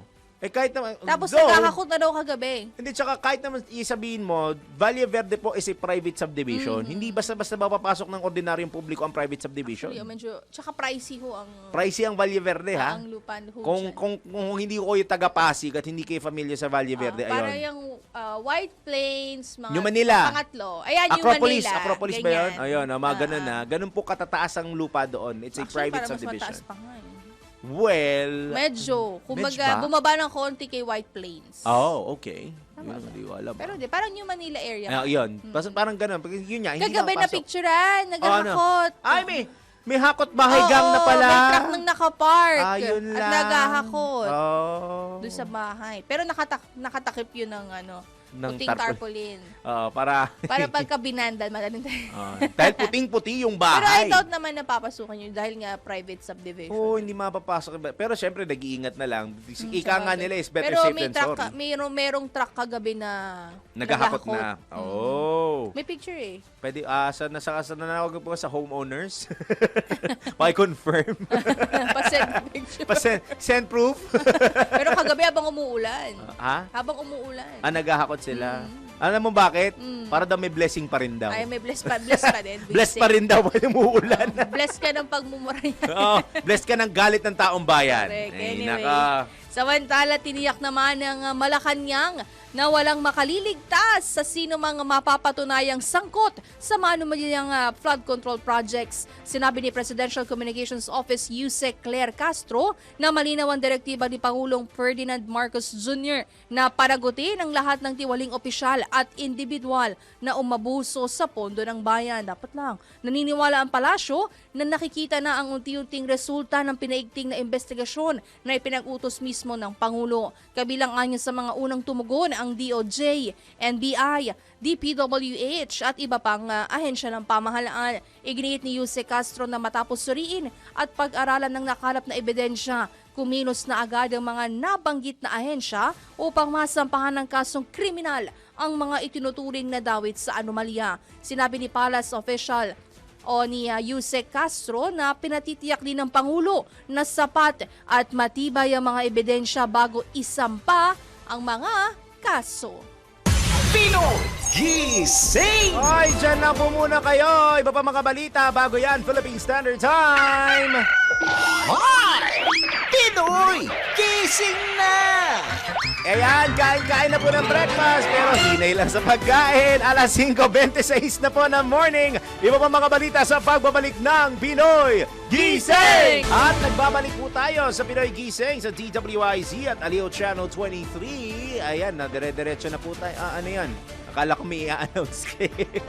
O siya, sa oras po natin na 29 na minuto, 29 minutes makalipas ang alas 5 na Thursday morning. Paringaner, sunod-sunod na mga report. Mga testigo na kinonsidera ng protected witness, paliwanag natin mamaya, mas mamayang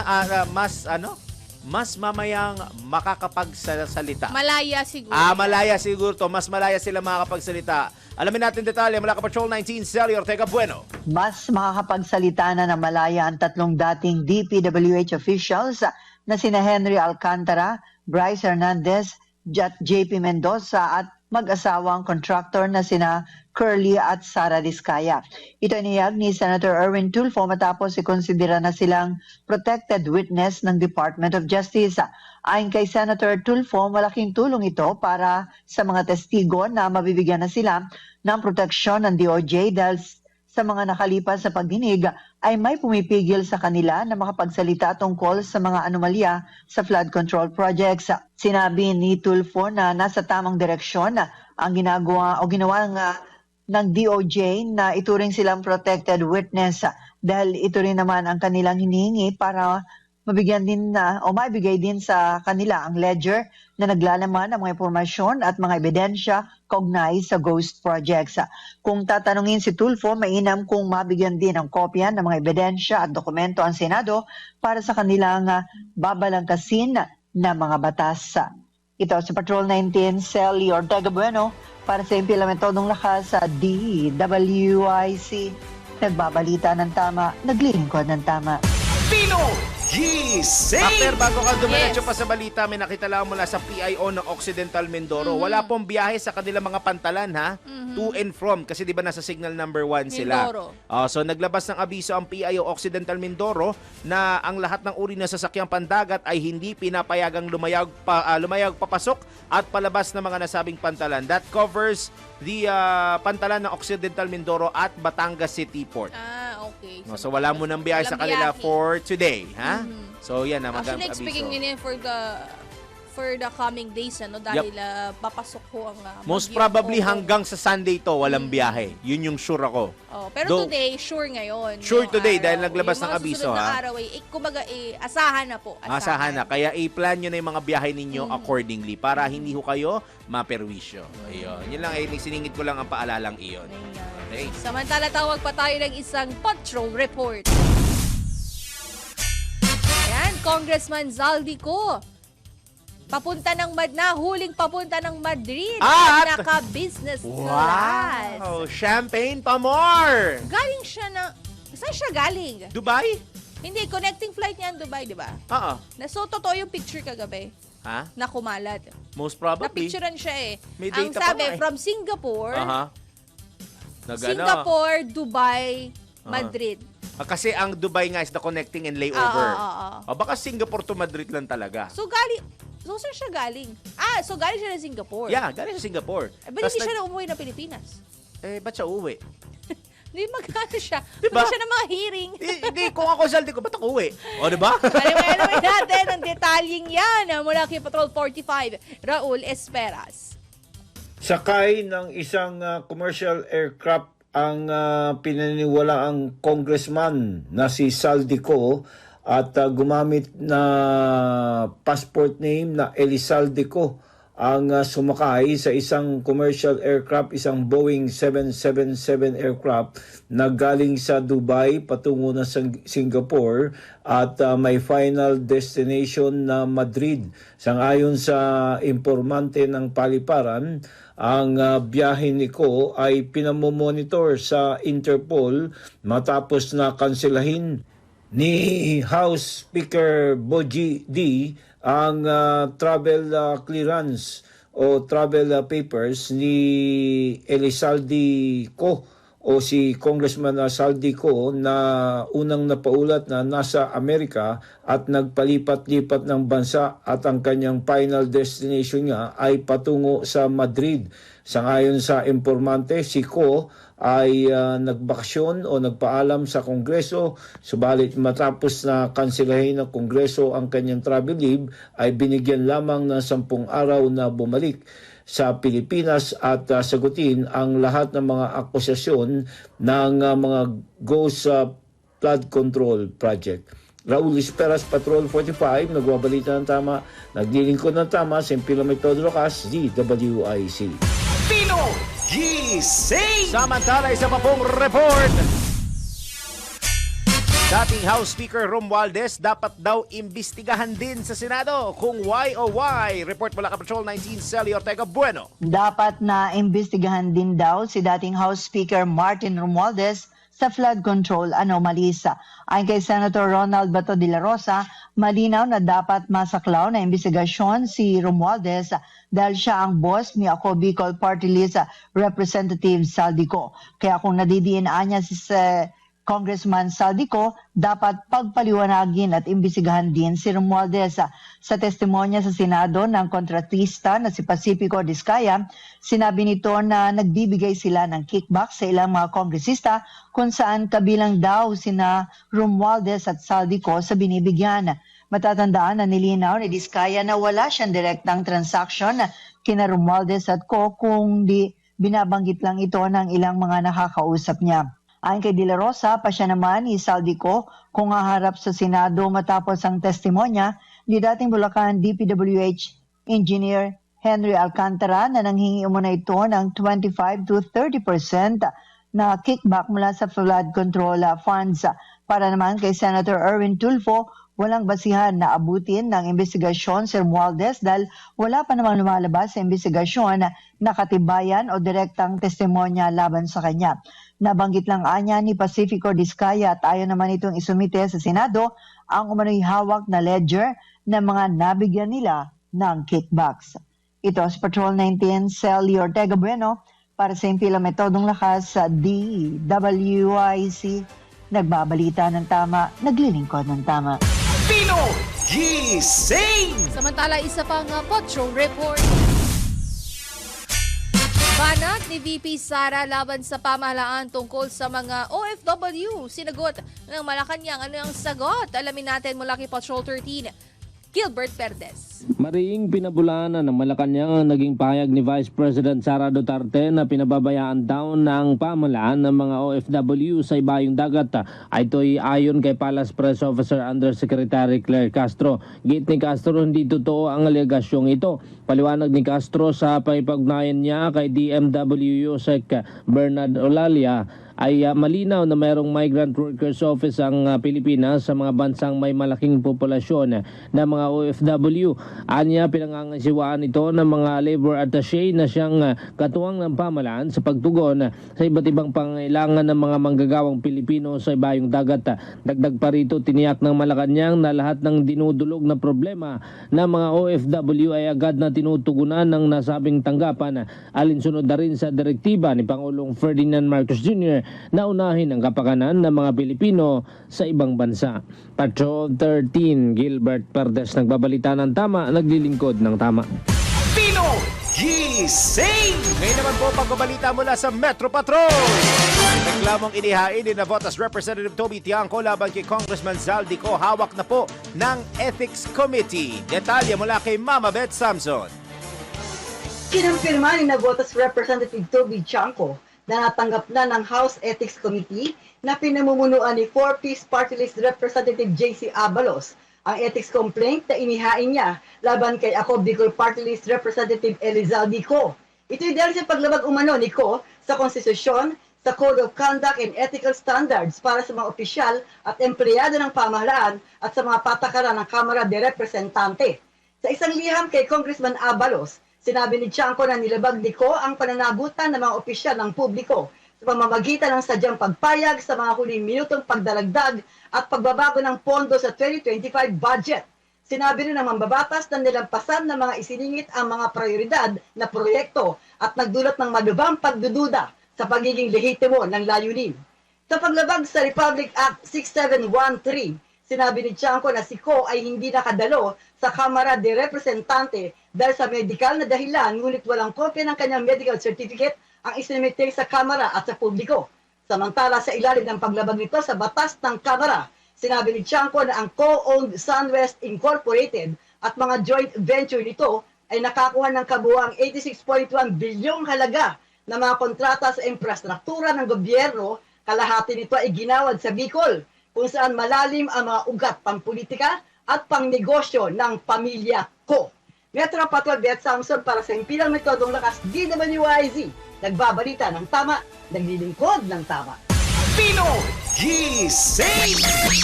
DWIZ Flash Report.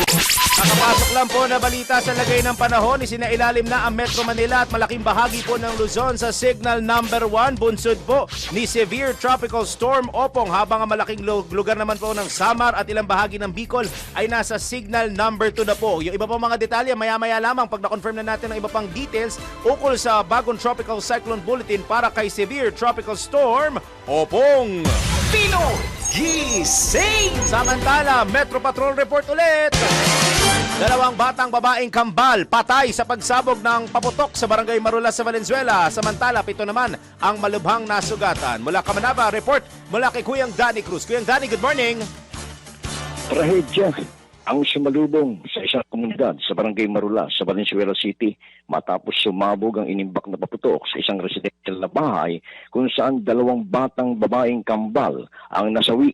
Batay sa investigasyon ni Police Colonel Joseph Talento, 7 ang grabing nasugatan sa insidente at kasalukuyang nilalapatan ng luna sa Valenzuela Medical Center. Kabilang sa mga nasugatan ng isang senior citizen at 3 bata na may edad 7 at 5 taong gulang. Sa kabuuan, 4 na pamilya at 17 individual ang naapektuhan ng pagsabog. Agad namang nagpaabot ng tulong ang pamahalang lungsod sa direktiba sa mga biktima. Sa direktiba ni Mayor Wes Gatchalian, ayon kay Police Major Ladiral, tagapagsalita ng PNP Valenzuela, posible umanong inihahanda ang mga paputok na ito sa nalalapit na holiday season. Anya, ang mga firecrackers ay illegal na inimbak sa loob ng isang bahay sa naturang barangay. Patuloy ang investigasyon ng mga otoridad sa nangyaring insidente, samantalang tiniyak ng Valenzuela Police na may mananagot sa nangyaring pagsabog. Mananagot po ito, lalo na po yung may-ari ng tahanan, ano? At tinitingnan natin nga kung saan niya binili ito. Imagine niyo, di ba, na may nasawi dito, may nagbuwis ng buhay dahil sa kapabayaan ng pangyayari na ito. So, for sure, meron pong mananagot dito. Iyan ang tinig at pahayag ni Police Major Randy Ladiral ng Valenzuela Police. Yan ang update. Ako si Danny Cruz, pagsimpilang may todong lakas, DWIC, nagbabalita ng tama, naglilingkod ng tama. Pinoy Gising! Anyway, habang inaantay natin si Kuyang Ronald, in 3, 2, 1. Ayun, wala pa. Sige, habang mag-weather tinatawagan. muna tayo. Ayun, may nakuha na kasi akong update paring Liner sa latest Tropical Cyclone Bulletin. Kaya ito muna ating latest weather report. Pinakahuli, pinaka-latest, pinaka-napapanahon. Whether we like it or not, ito ang magiging DWIZ Weather Report. Sa latest Tropical Cyclone Bulletin na inilabas ng Pag-asa ngayong alas 5 ng morning, patuloy po na lumalakas itong si Severe Tropical Storm Opong habang kumikilos pa hilagang kanluran sa may Philippine Sea. Huling namataan sa layong 440 kilometro silangan ng Giwan, Eastern Samar. May taglay na lakas ng hangin na aabot na po sa 110 kilometers per hour malapit sa gitna at pagbugso naman na aabot sa 135 kilometers per hour. West-northwest o kanluran, hilagang kanluran ang tinatahak na direksyon ni Opong sa bilis sa 20 kilometers per hour. Nakataas na po ang Tropical Cyclone Wind Signal number 2 sa mga sumusunod na lugar. Catanduanes, ang timog na bahagi ng Albay, maging ang Sorsogon. Sa Visayas naman po, signal number 2 sa Northern Samar, kasabang northern at central portions ng Eastern Samar. Hilaga at gitnang bahagi ng Samar ay nasa signal number 2 na rin. Habang signal number 1 naman po, ang nalalabing bahagi ng Albay, kasamang Masbate at Iticaw Island, maging ang Burias Island, Camarines Sur, Camarines Norte, Marinduque, Romblon, Oriental Mindoro, Occidental Mindoro, kasama ang Lubang Islands, Quezon Province, kasama ang Polillo Island, Rizal, Laguna, Batangas, Cavite, Aurora, Metro Manila, Bulacan, Nueva Ecija, Tarlac, Pampanga, Zambales, Bataan, Central at Southern portions ng Isabela, maging ang Quirino, Nueva Vizcaya, Ifugao, Southwest portion ng Mountain Province, Benguet, timog na bahagi ng Ilocos Sur, La Union at Pangasinan. Signal number 1 naman po sa mga lugar sa Visayas tulad ng rest of Eastern Samar, the rest of Samar, Biliran, Leyte, Southern Leyte, northern portion ng Cebu kasama ang Camotes Island at ang Bantayan Island, northern portion ng Negros Occidental, maging ang Capiz, Aklan, northern and central portions of Antique, kasama po ang Kaluya Islands at Calamian Islands sa signal number 2. Nasa signal number 1 po pala. Signal number 1 din sa Siargao Island, bukas Grande Island at Dinagat Island, dyan po sa may Mindanao. Base sa track and intensity forecast na inilabas ng Pag-asa, Inaasahan pa rin po na tatahakin pa rin ng bagyong si Opong ang direksyong west-northwest at anytime ngayong tanghali o hapon ay mag-i-intensify na po ito bilang isang typhoon habang papalapit sa kalupaan ng Eastern Visayas. Posible pa rin po ang pagtama sa lupa lalo na po sa may Bicol region bukas ng tanghali o hapon at tatawid po ito sa southern portion ng Luzon. Mahagip po ng bagyo ang Metro Manila Biyernes ng gabi o Sabado na madaling araw. Sa ngayon, inaasahan na lalabas ng Philippine Area of Responsibility si Severe Tropical Storm Opong Sabado ng gabi o Linggo ng madaling araw. Ang susunod na bulletin po ng pag-asa ay mamayang alas 8 ng morning kaya manatili nakatutok dito sa DWIZ News at Aliw Channel 23 para sa latest updates. Yan muna ang aking latest weather report, whether you like it or not. Pinakahuli, pinaka-latest, pinaka-napapanahon, whether we like it or not, DWIZ Weather Report. Pinoy Gising! Sa napakahabang listahan po ng signal number 1 at signal number 2, i-check po ninyo ang aming Facebook page. Facebook Yun ang pinaka-importante doon. para sa listahan at i-check kung andun po ang inyong lugar na oo. isama po. Mahaba, no? Masyadong malaki mahaba. ang sinako. At parang ngayon lang ako ulit nakakita na ang signal numbers ay nasa Luzon, Visayas at Mindanao. Correct. Tatlong areas Nasa natin Akoplan. meron. Ha? Alam mo, kawawa nga yung mga kababayan natin sa norte, ano? Ayun nga eh. Signal number 2, karamihan sa norte ngayon, Yeah. pero hindi pa sila nakakahalos recovered from bagyong It's nagdaan, more bagyong it's more of Nando, the no? it's more of the central and some portions ng North Luzon, Luzon. oo. Maging Ang narinig ko Cordillera. pa, ang La Union ay signal number 2 Yes. pa eh. So, Signal number 1 ng La Union, ha. Signal number 1 ng La Union, yun oo. nga, hindi pa nakaka-recover eh. Mukhang tutumbukin na naman ng bagyo. At ang pinakamataas na storm signal pwedeng ibigay ngayon is hanggang number 3 pa lang dahil severe tropical storm. Pero pag ito po ay naging typhoon, malamang yung mga dadaanan posible po mag-signal number 4. Yan ang latest forecast and analysis na ibinigay na Pag-asa. Kaya check lang po kayo from time to time ng updates dito, maging na rin sa DOST Pag-asa. Correct. Anyway, ito dako nga tayo sa norte, ano? Smuggled na agricultural products na nasabat sa Nueva Vizcaya umabot sa 2 million pesos. Alamin natin ang detalye mula kay Kuyang Ronald Idol Domingo. Umabot sa 2 milyon ang halaga ng mga agricultural products na nasamsam sa nagtagawang entrapment operation ng Criminal Investigation and Detection Nueva Vizcaya simula buwan ng Agosto hanggang ngayong buwan ng Setyembre. Ayon sa ulat, ang mga nabanggit na produktong nakumpiska ay hinilalang mga smuggled at walang kaukulang permit. Sinabi ni Police Major Ariel Cabuya, team leader ng CIDG, Setyembre 3 noong huli silang nagsagawa ng operasyon sa Almaguer North kung saan na positibong nabili ng mga otoridad sa 3 suspect ang 22 kahon ng iba't ibang pesticides at agri-products na tinatayang nagkakalaga ito ng 1.3 million pesos. Maliban dito, 3 katao rin ang naaresto sa San Nicolas sa Bayumbong matapos makonfiska ang 22 kahon ng hinilang smuggled agri-supply na nagkakalaga ng 150,000 pesos habang 6 na karton ng agri-products na tinatayang nagkakalaga ito ng 557,000 pesos ang nasabat naman sa Rapidaw, Aritaw. Ang mga nabanggit na smuggled products ay hinilang nagmula umano sa bansang Malaysia. Kabilang ang mga produkto ito sa FTA Advisory number 2023-023. Kaya naman binabalaan ang publiko na huwag tangkilikin ang mga ito sa kadahilan ng unregistered, misabilled at expired ang Certificate of Products Registration. Paigpit rin ang pinagbabawal ang impormasyon, exportation, pagbibiyahe, pagtatago, pagbebenta at paggamit sa mga ito ayon rin sa konfirmasyon ng Fertilizer and Pesticide Authority Region 2. Ito ang Ronda Patrol, Ronald Idol Domingo, nag-uulat para sa Intilang May Tulong Lakas, DWIZ, naglilingkod ng tama. Pinoy Uy, Gising! habol ko Ayun, lang. sige, go. May nagbati sa'yo si Ella. Si Ella, Sabi sabi ni niya, Ella, oo. welcome back. At mag-ingat ka na raw sa mga Ayan, oo. kinakain mo. Ayan, kasi nguya ka ng nguya eh. Oo.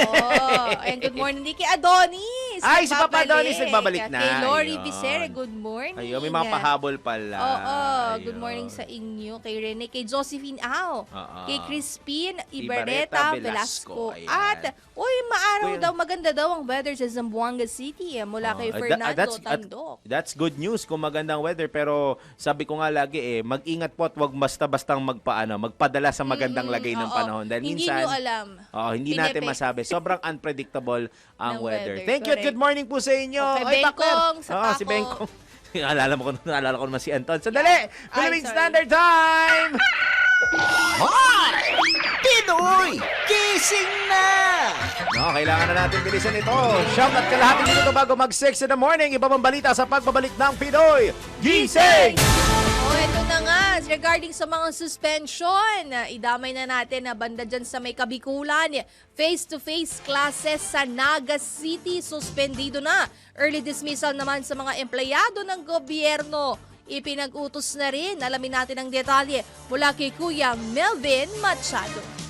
3 direktiba ang inilabas ng tanggapan ni Naga City Mayor Leonor Bredo kaugnay ng paghanda sa epekto ng bagyong Opong sa lungsod at ang pangangailangan ng bawat pamilya, paaralan at mga tanggapan na magkaroon ng sapat na panahon na maghanda. Ipinag-utos ni Mayor Bredo na magpatupad ng modular online ang mga paaralan sa lungsod na nasa pribado at pampubliko upang tuloy-tuloy lang ang pag-aaral habang naghahanda sa bagyo. Sa mga empleyado ng City Hall at tanggapan ng gobyerno na nasa lungsod ng Naga, kinakailangan ng early dismissal sa oras na alas 3 ng hapon para may sapat na oras sa makauwing ligtas sa kanilang pamilya. Habang ang mga tanggapan ng City Hall na nasa Medical Services, Disaster Response Emergency Operation ay mananatiling bukas at fully operational. Samantala, hiningi naman ni Mayor Bredo sa mga taga-Naga ang pakikiisa at mag-antabay sa mga anunsyo ng pamahalaang panlunsod. Ito ang Ronda Patrol, Melvin Machado para sa impilang may todong lakas, DWIZ. Nagbabalita ng tama, naglilingkod ng tama. Pinoy Gising! Salamat sa ating mga reporters. Yan, salamat sa lahat at mag-ingat po dahil... Kuyang Melvin, ingat ha. Medyo Oo. mainit pa raw kapag nakausap ko siya kanina, nag-report siya ng live. Pero ayun nga, meron na daw yung kaba na calm before the storm, ika nga. Yung kalma, no? Tapos maya-maya biglang... Kaya yung sinabi, di ba, doon sa isang nag-comment kanina, no, bagamat maaraw, wag magpakampante dahil posible pa rin ang pag-ulan. No, makulimlim nga daw sa Manila, sabi. Ayun nga. Anyway, yung mabilis lang. Yung state witness pala. Ayun, o nga pala. Yung Balikan state natin. witness versus protected Yes. witnesses Yes, ay attorney. magkaiba. Di, napanood ko lang sino ba to? Si attorney, presidente ng IBP, attorney... Okay. Oh my gosh, where's his name? Siyempre, kailangan i-quote ko siya, di ba? Para hindi naman galing sa akin. Para verified. Oo. Ika nga. Anyway, sabi Sige, niya, punta mo na doon. Sabi niya, ang state witness, they have the privilege na maging immune sa kaso. Kasi sila ay, yung mga umasama sa ilalim sa state witness ay ang mga witness na involved sa krimen. So, ang pribilehiyo nito ay hindi sila makakasuhan. Okay. So, yung mga protected witnesses naman, yung kanyang kabaligtaran, ito yung mga witness na hindi involved sa Okay. kaso. Yung mga protected witnesses, which is, nandun ngayon yung mga in-announce yung 3 DPWH at Plus yung the mag-asawa, Discayas, which is, parang ngayon, so sa ngayon, mukhang nag-a-apply sila for a state witness level protection. Which means they would be absolved they would be immune. Yes. Yeah, they would be immune Siguro from kaya criminal, hindi rin criminal maibigay liability. ng DOJ gawa ng gravity at kabigat, yung sobrang bigat ng kanilang At saka involvement. diba, isa sa mga hinihingi ni SOJ Remulla Na ay restitution. restitution. Ibalik nga yung mga yaman, yung Oo. pera.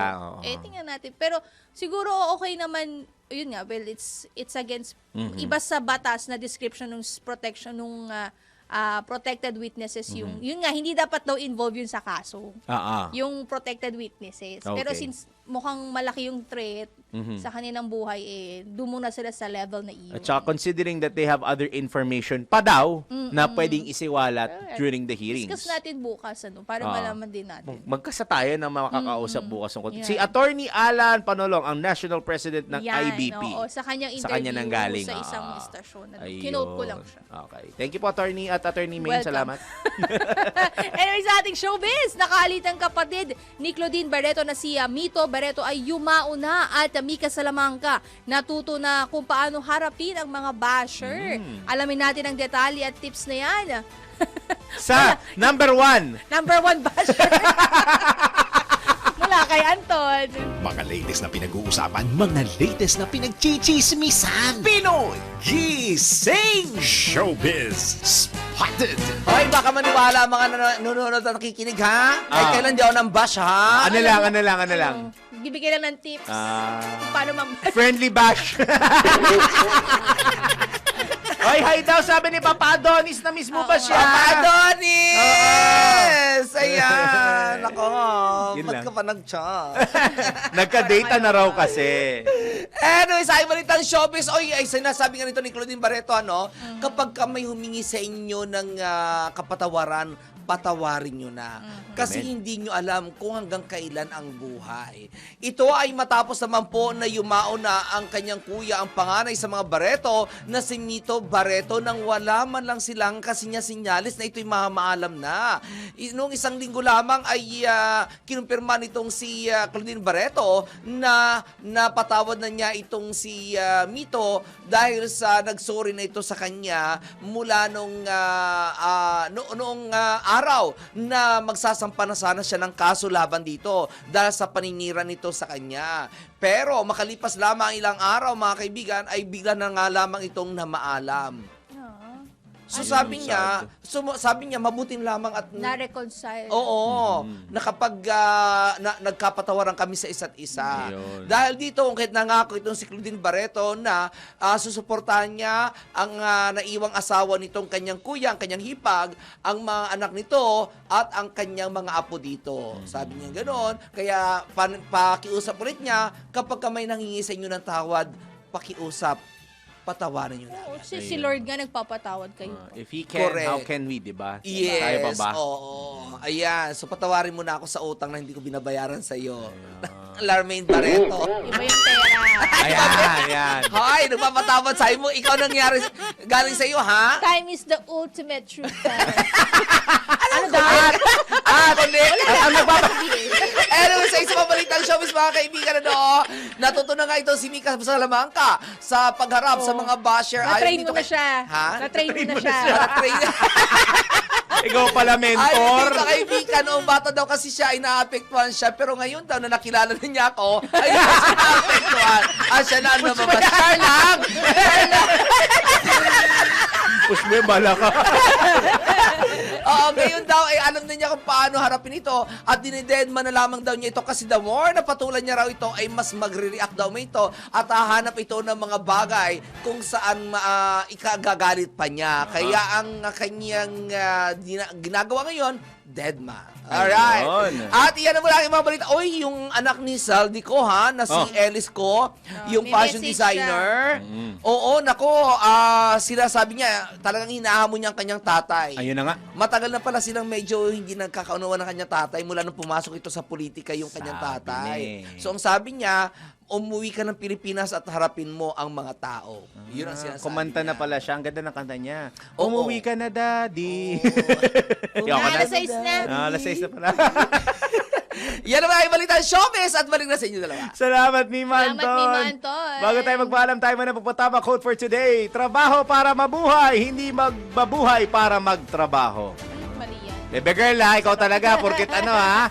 Yan na po ang pinagising ko na Thursday morning. Antabay lang po sa mga programa namin dahil baka, lalo na sa Pasada Balita dahil baka mamaya may mga pahabol na announcement ng class suspensions ha. Kami po nyo nakasama sa Pinoy Gising, Darrell Justin, Barreto. Anton na maraming apelido. nagbabalita ng tama. Naglilingkod ng tama. Antabayanan nyo nga po, gaya na banggit ko, susunod na ang Pasada Balita kasama si Kuyang Johnny Banyes at Drew Nasino. Alas 6 na, good morning. Pasada Balita, susunod na. Tayo nang isigaw ang sigaw ng sambayanan. Pinoy Gising! Bango na, tayo na! Dahil ang dami nang nangyari. Alamin ang mga balita, alamin ang mga latest. Live na live sa DWIZ News Nation.